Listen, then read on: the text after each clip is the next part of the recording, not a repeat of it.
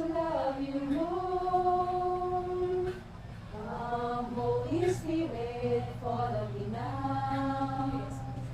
I need your anointing, come in your power. I love you, Holy Spirit, you're captivating my soul. And every day I grow to love you more. I'm reaching for your heart, you hold my life in your hands, drawing me closer to you. I feel your power in you, nothing compares to this place where I can see you face to face. I worship you in spirit and in truth. I'm reaching for your heart, you hold my life in your hands, drawing me closer to you. I feel your power in you, nothing compares to this place where I can see you face to face. I worship you in spirit and in truth. I worship you in spirit and in truth. I worship you in spirit and in truth. Why we worship you, O Lord? We glorify your name. Pour out your spirit, O Lord. We praise your name, O God. We invite your Holy Spirit. Hallelujah, hallelujah.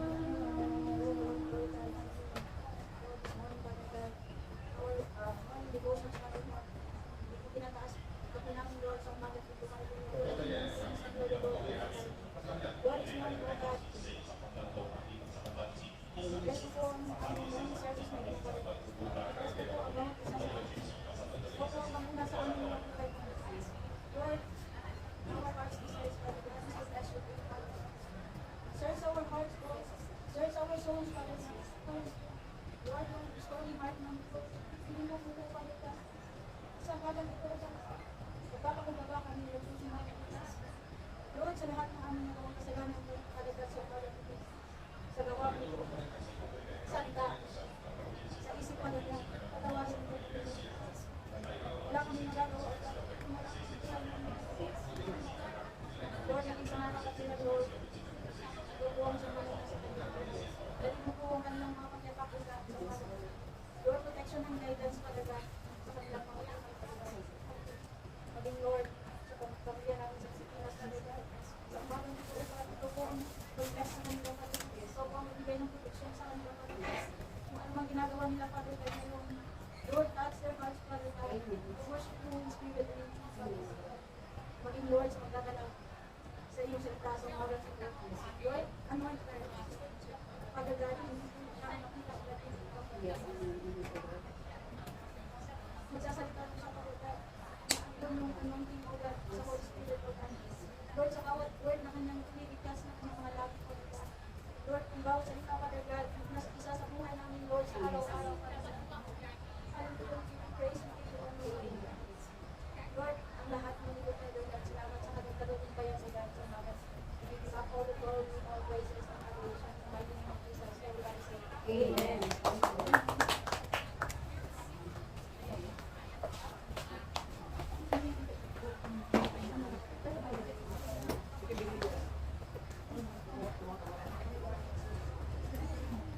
Are you ready to hear the word of God? Amen. Pinagpalang umaga po. Blessed morning to each and everyone. Let us all read the word of God that we will pagsasalusaluhin natin sa umagang ito. In the book of 2 Corinthians chapter 5 verse 17. Ito po 2 Corinthians chapter 5 verse 17. Sige po. Therefore, if anyone is in Christ, he is a new creation. The old has gone, the new has come. Sige po, muli po tayo bilangin. Manangin po sa mga pagdalian sa lahat. Maraming salamat po Panginoon. For this glorious morning, may pinagkataon po sa bawat isa sa amin. Maraming salamat po sa iyong mga salita, sa iyong makapangyarihang salita, Panginoon, yung aming pag-inilay-ilayan sa umagang ito, Panginoon. Gamitin mo po ang inyong lingkod upang ihayag ang inyong salita sa umagang ito. Ilagay mo po ako sa pinakamatang kalagyan upang ang kaluwalhatian at kapangyarihan mo ang makita sa aking buhay. Panginoon, lang sa mga aking mga labi, mangutawi ang mga bagay na nais mong iparating sa iyong mga lingkod, Panginoon, at at kung nasabi ang mga bagay na hindi dapat sabihin. Panginoon, maraming salamat po, O God, at sa umagang ito, we declare victory upon victory. In Jesus' name we pray. Amen. Sige po, ang topic po natin ngayon is the newness that we have in Christ. The newness that we have in Christ. Natanong po ba natin sa ating mga sarili, sino nga ba ako dati? Who am I before? Ano ba ang mga bagay na ginagawa ko noon? Bago tayo mapunta o bago natin tanggapin si Jesus bilang Panginoon at sariling tagapagligtas. What those things that I used while doing before? Masaya at may kapayapaan ba ang buhay ko dati? Is there joy and peace in my life before? Naitanong po ba natin sa ating mga sarili, nung sa ngayon, sa mga oras na ito, bigyan ko po kayo ng isang minuto para pagnilay-nilayan po natin yung buhay natin before. Is there joy and peace in my life before? The newness that we have in Christ. So, ano nga ba yung buhay natin dati?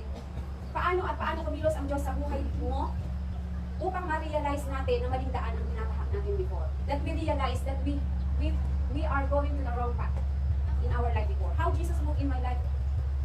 Did you realize once in a while that you've been in a different path right now? Lahat tayo ay may kanya-kanyang kwento. We have different stories. Lahat tayo ay mga maling landas na tinahak. We track a different path. Lahat tayo ay nagkamali at patuloy na nagkakamali. Ngunit hindi tayo mananatiling tumatayo sa mga pagkakamaling iyon. Hindi tayo patuloy na lumalakad sa maling landas. Inalis tayo ng Diyos sa kinasasadlakan nating kasalanan. He gave His own life for you and for me. Inakay tayo sa landas ng kanyang kalooban, inalis tayo sa dilim at dinala sa liwanag. He gave us hope sa pamamagitan ng kanyang buhay at makapangyarihang salita. At dahil doon, tinanggap natin siya bilang Panginoon at sariling tagapagligtas. Tama po ba? Iniwan na natin ang mga dati nating buhay. We live our life before. Buhay na malayo sa Diyos. A life apart from God. Buhay na walang kapayapaan. A life without peace. Buhay na walang kasiguraduhan. Buhay na puno ng takot at pag-aalala. Kung kaya, huwag natin muling hayaan na mahulog tayo sa tukso at patibong ng kaaway. At paano ba nangyayari yung mga ganitong pagkakataon? Minsan, yung mga tao na hindi natin inaasahan. The enemy, the devil, use people that very close in our heart. And those situations that we will not expect it to be happen. And we will surprise. Tama po ba?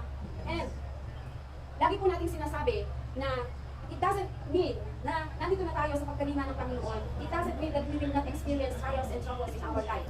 Because that's the start that God will always try us and try our belief, our faith.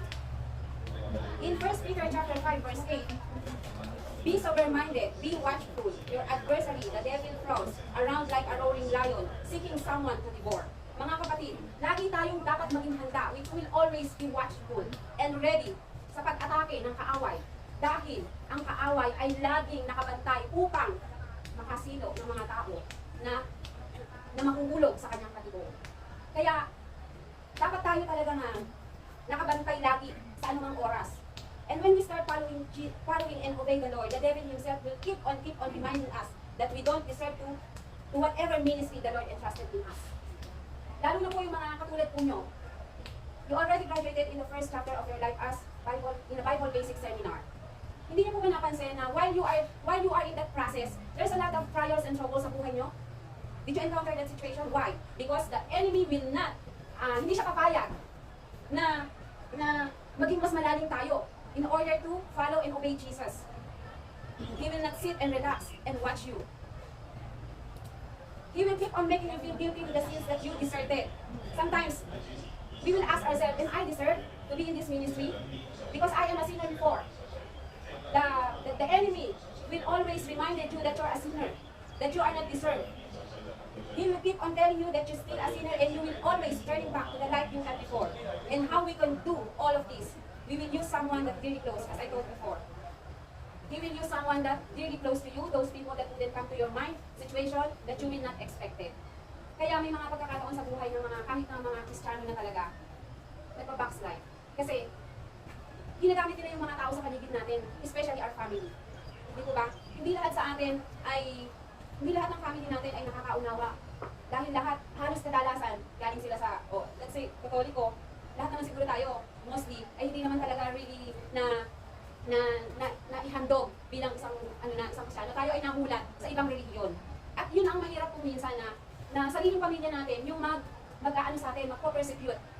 So, gusto ng kaaway na bumalik ka uli sa mga dati mong ginagawa at bumalik sa madilim at agapin ng pananampalataya na meron ka sa ating Panginoon. But in this kind of situation, how we can resist and defeat Satan's schemes? Sa mga ganitong pagkakataon, paano natin mapaglalabanan at matatalo ang mga pakana at tukso ng kaaway? Number 1 is by submitting yourself to God. By submitting yourself to God, James chapter 4 verse 7, submit yourself to God, resist the devil, and he will flee from you. Bagaaman ang kaaway ay hindi kailanman papantay sa lakas at kapangyarihan ng Diyos. Ngunit huwag nating tawaran ang kanyang panlilinlang. James chapter 4 verse 7.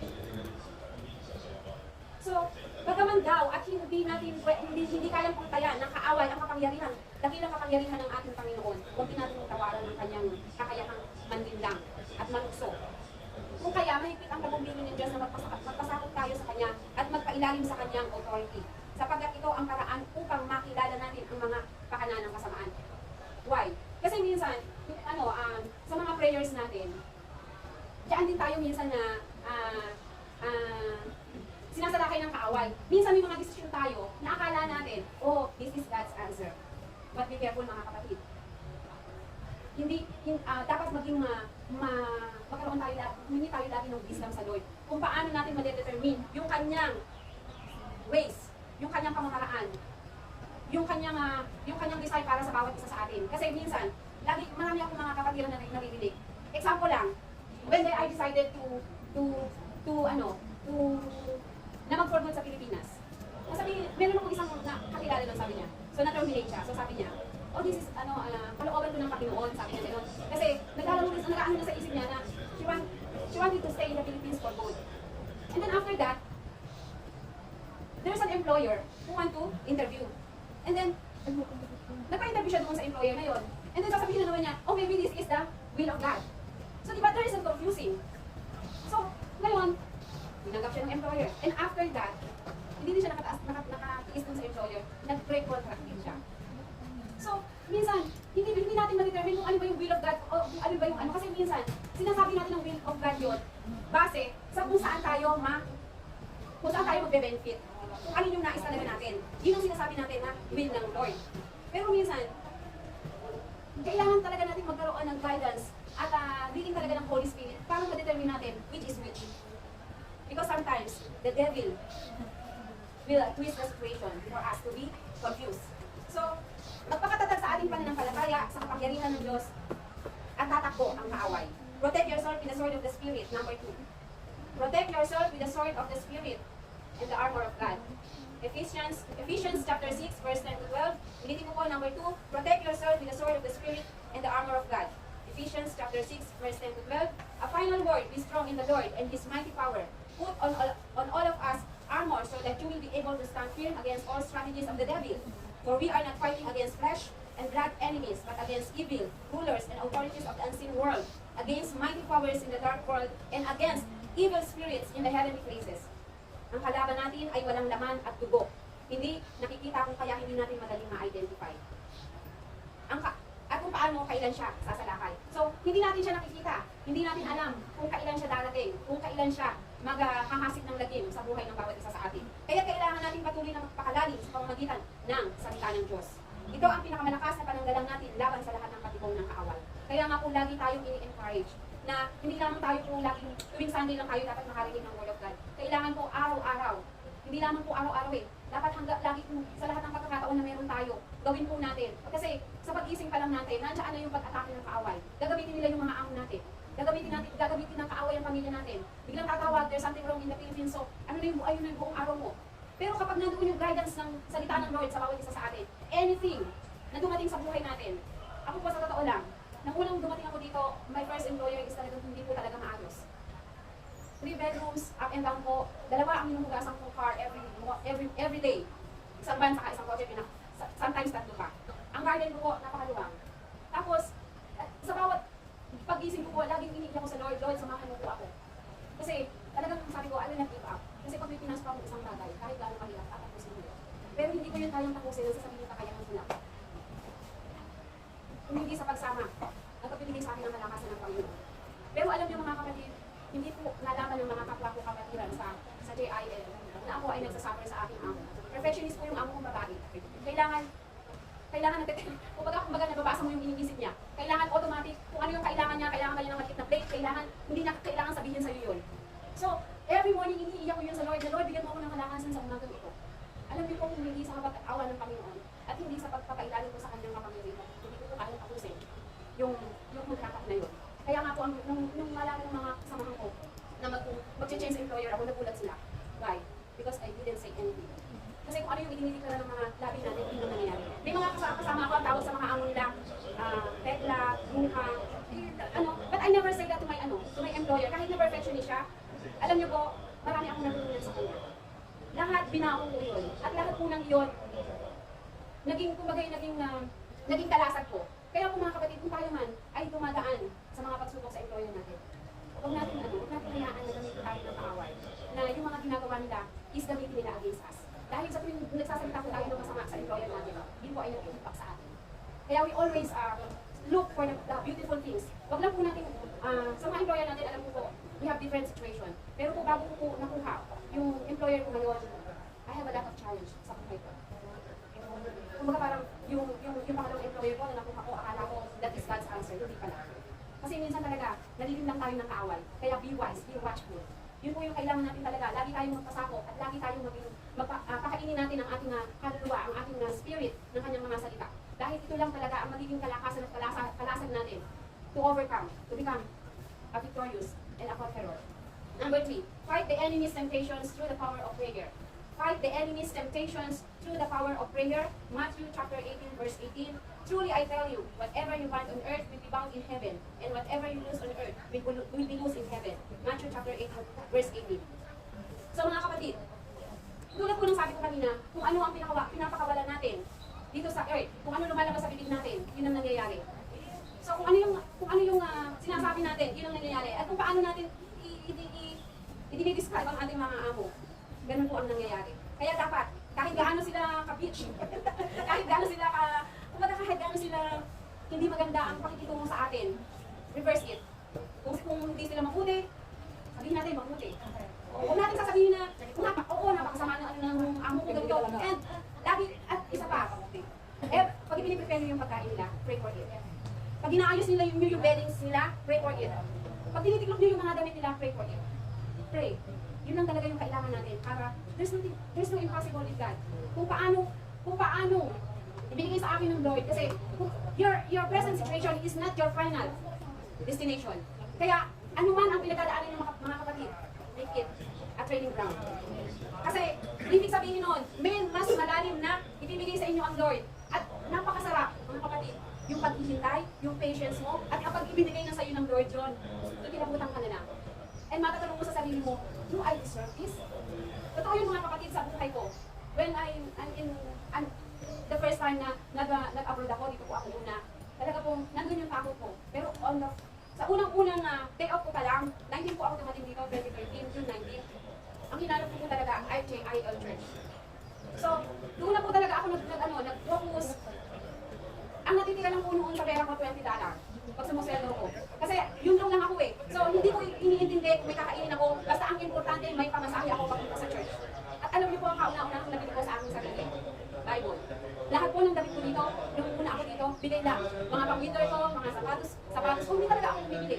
Kasi ang priority ko, yung una ko sa Pilipinas na kailangan kong bayaran monthly. Ang priority ko, mapadalan ko ang pamilya ko ng panggastos nila sa pag-aaral ng mga anak ko. Alam niyo mga kapatid, kapag nandun sa puso niyo yung pagtutulog sa Diyos, it doesn't matter kung magkano lang ang pera mo sa bulsa. And nang una ko maintindihan ang significance ng pagbibigay.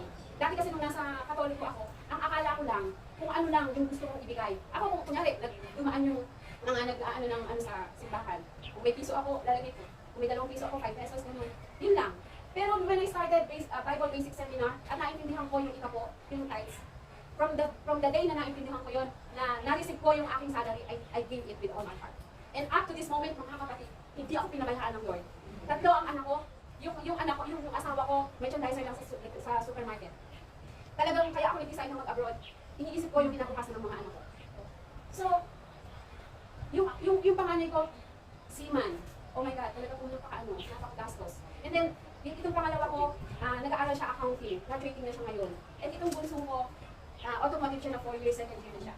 Pero alam niyo po ba mga kapatid, hindi lang tayo sa material na bagay.